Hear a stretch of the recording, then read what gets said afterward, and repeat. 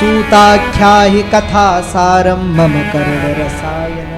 हे सूत जी, हमारे कानों को कर्णों को पवित्र करने के लिए, हम जैसे अज्ञानी जीवों के कल्याण के लिए आप कोई ऐसी कथा सुनाइए जिससे कृष्ण प्राप्ति करम सस्वत साधनम तद्वदाधुना, जिससे हमें कृष्ण की प्राप्ति हो, हमें कृष्ण मिले, ऐसी कोई कथा सुनाइए। तो सूत जी कह रहे हैं, हे ऋषियों, आपने बहुत अच्छा कहा। जीवन का आधार क्या हो? भोग विषयों को पाना जीवन का आधार न हो। जीवन का आधार क्या हो? कृष्ण प्राप्ति करम शाश्वत। कृष्ण को प्राप्त करना ही जीवन का लक्ष्य होना चाहिए। बहुत से भोगों को इकट्ठा कर लेना, बहुत से वस्तुओं को जोड़ लेना, बहुत नाम यश प्रतिष्ठा कमा लेना, यह कोई जीवन का लक्ष्य नहीं। आप विचार कीजिए कि हम कितना धन कमा सकते हैं जीवन में। क्या रावण के बराबर कमा सकते हैं? रावण की पूरी नगरी सोने की थी, लंका।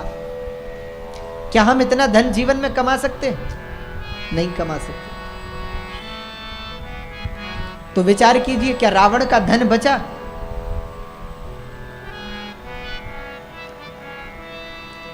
धन का नाश हुआ।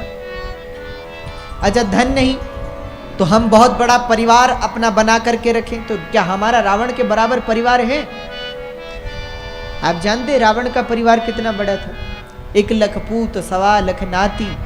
रावण के 1 लाख पुत्र और 1.25 लाख नाती थे। पर ता रावण घर दिया न बाती, उस रावण के घर में कोई दिया जलाने वाला नहीं बचा। तो कितना बड़ा परिवार बना लोगे?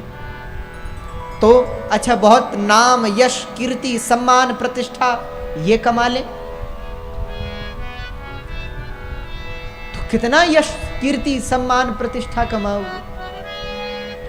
और भैया, सम्मान यश कीर्ति तो भगवत भजन में बाधक हैं। भक्ति के 5 कंटक हैं। अगर आप भक्त बनना चाहते हैं तो आपके रास्ते में 5 चीजें आएंगी। जाति विद्या महत्वम च रूप यौवनमेव च।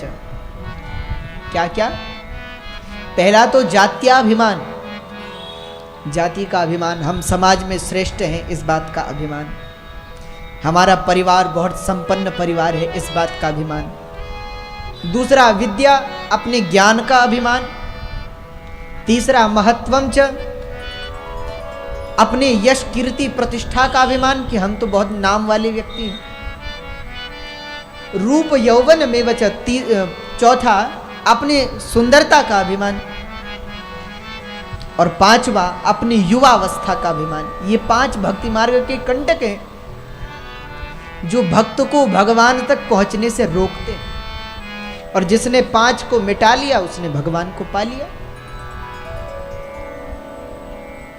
तो भैया,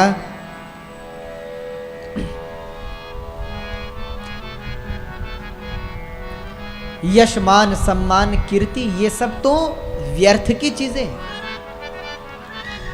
जीवन में अगर सत्य कोई है, अच्छा एक बात और है, आप यश के पीछे भागोगे, आप धन के पीछे भागोगे, आप कीर्ति के पीछे भागोगे, वो आपसे भागेगी। और आप अगर भक्ति के पीछे दौड़ोगे तो ये सब आपके पीछे आएंगी।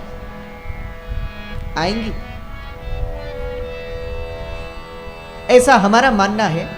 आपको भी लगता हो तो फिर कहिएगा। हमें तो ऐसा लगता है कि धन यश प्रतिष्ठा सम्मान ये कैसा है जानते हैं? जैसे परछाई होती है। परछाई तो देखी होगी आप लोगों ने, देखी है अपनी परछाई। तो ये सब परछाई की तरह है। आप अगर इनके पीछे दौड़ोगे तो ये आपसे दौड़ेंगे,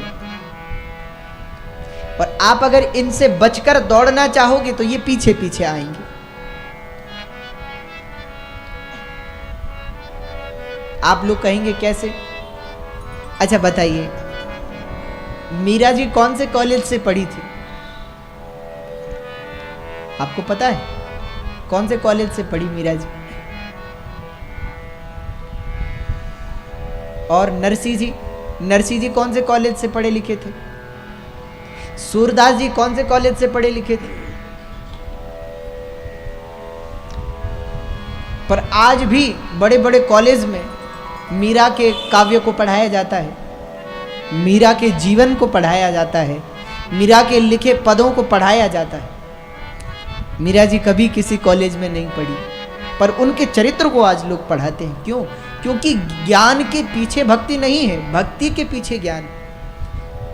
मीरा में ज्ञान नहीं था, मीरा में मात्र भक्ति थी, और आज ज्ञानी लोग उन्हें पढ़ाई उनके बारे में पढ़ते हैं। तो भैया यश कीर्ति के पीछे भागोगे, ये आपसे भागेगी। इनसे बचकर भागोगे तो ये आपके पीछे आएंगे। हमारे हनुमान जी कभी यश कीर्ति सम्मान धन वैभव के पीछे नहीं गए, पर लेकिन मां जानकी ने क्या कर दिया? अष्ट सिद्धि नवनिधि के, हनुमान चालीसा पढ़ते हैं आप लोग, क्या कहते हैं? अष्ट सिद्धि नवनिधि के दाता, असवर दीन, अष्ट सिद्धियां नवो निधियां सब हनुमान जी के पास। आप समर्पित होइए।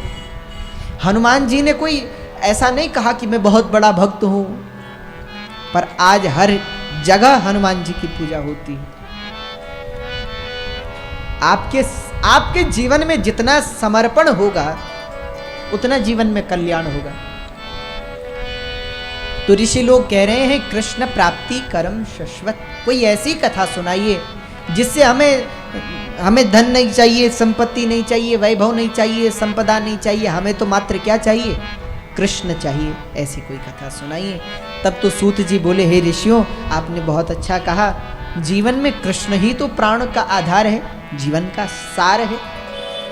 अगर कृष्ण को पा लिया तो सब कुछ पा लिया, और कृष्ण को नहीं पाया तो कुछ भी नहीं पाया।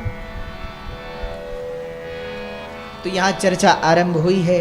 यहां सूत जी कह रहे हैं, हे ऋषियों, हम आपको एक कथा सुनाएंगे। वो इतनी पवित्र कथा है कि देवता तक आए थे उस कथा को लेने के लिए। कहते हैं, परीक्षिते कथा वक्तुम सभायाम संस्थिते सुके, सुधा कुंभम गृहीत्वैव देवास्तत्र समागम। वृंदावन सारंग।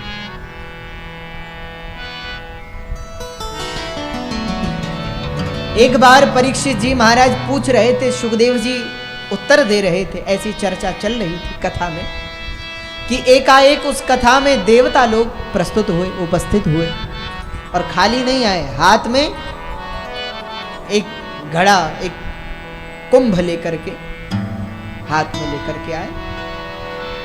सुखदेव जी को नमस्कार किया, और नमस्कार करने के बाद शुकाचार्य ने पूछा, देवताओं कैसे आना हुआ?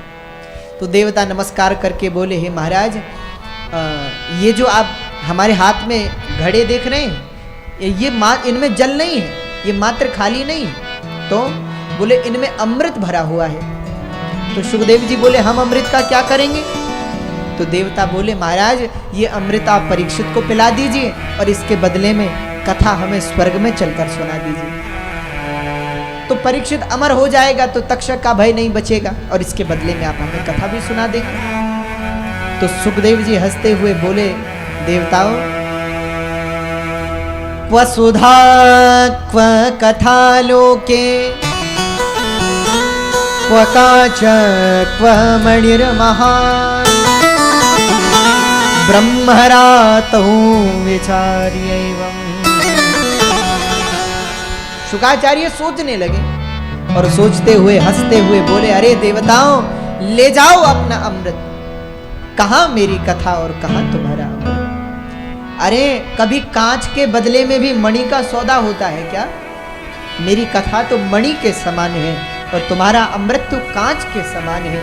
मेरी कथा मुक्त कर देने वाली है, और तुम्हारा अमृत जीव को बांध लेने वाला है। तुम्हारा अमृत बंधन का कारण है, और हमारी कथा मुक्ति देने वाली है। ले जाओ अपना अमृत, हमें नहीं चाहिए। तो देवताओं के अमृत को भी शुकाचार्य ने ठुकरा दिया।